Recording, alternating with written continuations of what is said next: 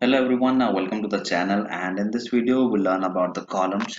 Columns can be useful in storing the content information like tagging, the classification part, the person information or the text information or image or hyperlink or a calculated value or a numerical value, or it can also store the currency as well. So there are so many columns available and so many purposes available to use. So we'll basically look into the columns which is mostly used, okay, and at what level the columns can be used. So firstly we'll look into the library columns.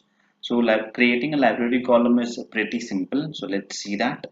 Let's click on the add column. This is my default document library. I'll click on this add column. I'll get this option list available for me to choose from. So text is basically a single line text wherein you can add your text as per your need. So choice column wherein you can have multiple choice created, and it is you can make it available, or you can add that column into the list can have multiple choices, and the users can select the choices. So these columns are very simple. I think there is no need to explain it further. Date and time, yes, selecting this will give you the liberty to choose date and time. Multiple line of text, it's just an extended format of text column, but it will allow you to add multiple lines. So person columns, yeah, person column is important. So this column basically helps you to tag those persons which is available in the cloud environment. So cloud environment as in the person who is available in your Azure AD. Okay, so I'll give you an example. So I'll just click on this person column. Next, okay, I'll just give some name to it. I'll make it people. People. People. Allow selection of groups. When I can have groups as selected, as in I can select a mail enabled security group into this list. Okay, show profile picture. If they have profile picture, it will be shown up in the column. Okay, I can tag multiple people in the same column, and I don't want to make this a required column. So these are the choices which I get. Okay, choices are selected and saved. So people column is added. Now I'll see how to use it. Select the information icon. Let's scroll down. Let's go to the people column. Select the people column and type in the people name which you want to tag. Test one. I want the test one. Okay, selected, and second would be me. Okay, so I can select another one. Let's see. I have test model. So you can see that group name is also there. So like I said, Office 365 group can also be selected. So I'll select this group. Test. Okay, whosoever member is a part of this group will be added in this automatically through this person and column. Okay, so click anywhere else outside the column, so the content will be saved. Okay, let's save, and the people you have tagged in are showing up here now. Okay, so this is how the people column works, and we can also look into some other column. Yes and no number column is already clear. Hyperlink, we can definitely look into this hyperlink column. So select this hyperlink. Next, okay, so what you can do is if you have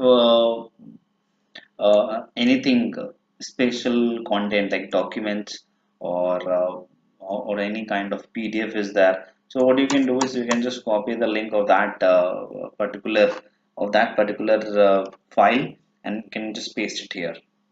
Okay, uh, I'll just give some name to it like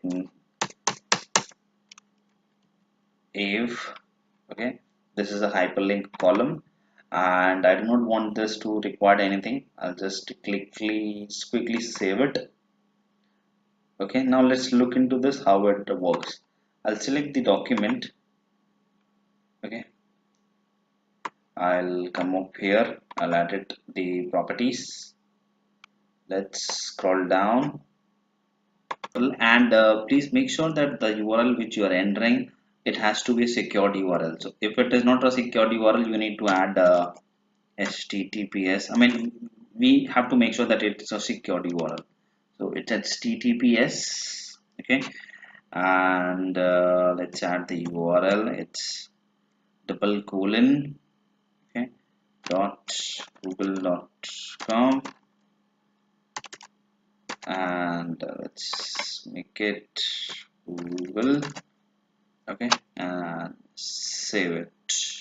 Okay, so once you enter the URL and the alternative text, just save it.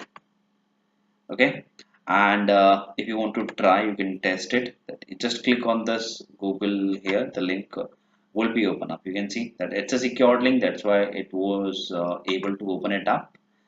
And let's look into the other column. So we have currency column location.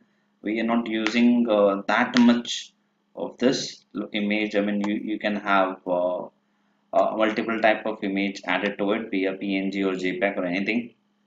And metadata, we'll look into this later on in later videos, because this will a time taking column.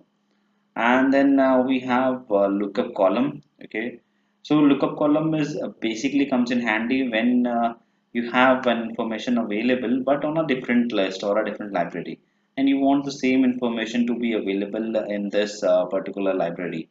So in those type of scenarios, lookup column comes in handy.